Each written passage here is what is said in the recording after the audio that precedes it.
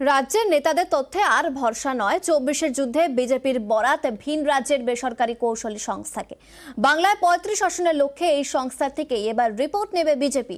তারপরেই তৈরি হবে প্রার্থী তালিকা এবং রণকৌশল।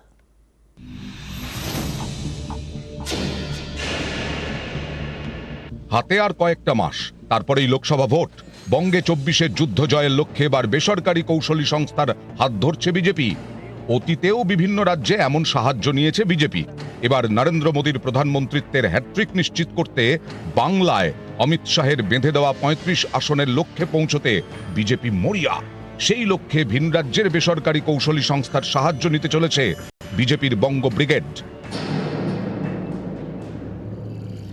21-এর বিধানসভা ভোটে দলের নেতাদের দেওয়া তথ্যকে সামনে রেখে লড়ে বিজেপি। তাতে 200 পারের স্বপ্ন ভেঙে চুরমার হয়েছে। পর্যালোচনা করতে গিয়ে বঙ্গ বিজেপি নেতৃত্ব দেখেছে, জেলা থেকে রাজ্য হয়ে কেন্দ্রীয় নেতৃত্বের কাছে যে তথ্য পরিসংখ্যান পৌঁছেছিল তার সঙ্গে বাস্তবের বিস্তর ফারাক ছিল। তার ফলে অনেক আসনে প্রয়োজনীয় পদক্ষেপ করা যায়নি। এবার তাই প্রথম থেকেই বেসরকারি কৌশলী সংস্থার তথ্যের ওপর ভিত্তি করে এগোতে চাইছে বিজেপি, যাতে আসন ধরে ধরে পরিকল্পনা করা যায়। জোন ভাগ করে ইতিমধ্যে সংস্থাটি কাজ শুরু করে দিয়েছে। কোন এলাকায় বিজেপির প্রতি আগ্রহ কতটা, বুথ স্তরে দলের আসল চেহারা কি, এরকমই নানা তথ্য সংগ্রহের পাশাপাশি কোন এলাকায় কোন বিষয়ে প্রচারে প্রাধান্য দিতে হবে তা নিয়েও পরামর্শ দেবে বেসরকারি সংস্থা। 42টি লোকসভা কেন্দ্রেই তারা সমীক্ষা চালাবে। বিশেষ জোর দেবে 19-এ জেতা 18 আসনে। ঘরোয়া কোন্দল থেকে নড়বড়ে সংগঠন, আর তাই পেশাদার সংস্থার ওপরেই ভরসা রাখছে গেরুয়া শিবির, মত রাজনৈতিক পর্যবেক্ষকদের একাংশের।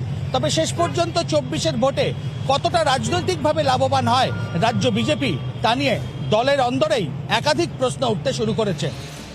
বিজেপি সূত্রে খবর, 19-এ জেতা প্রার্থীদের একাংশ অনেকটাই জনপ্রিয়তা হারিয়েছেন। তারা এবার টিকিট নাও পেতে পারেন।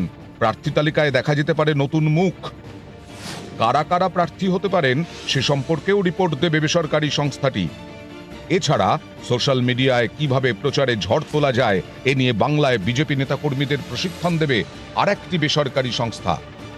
पश्चिम बंगाल में हूं, जहां पर भारतीय जनता पार्टी का चुनाव जीतने का एकमात्र आधार सोशल मीडिया है। अगर इस सभागार में बैठे हुए सभी सोशल मीडिया वॉलेंटियर्स ये ठान ले कि दीदी को जो करना है वो करे, बंगाल के हर वोटर के घर में भारतीय जनता पार्टी का निशान, कमल निशान जाएगा, तो आपको कोई नहीं रोक सकता।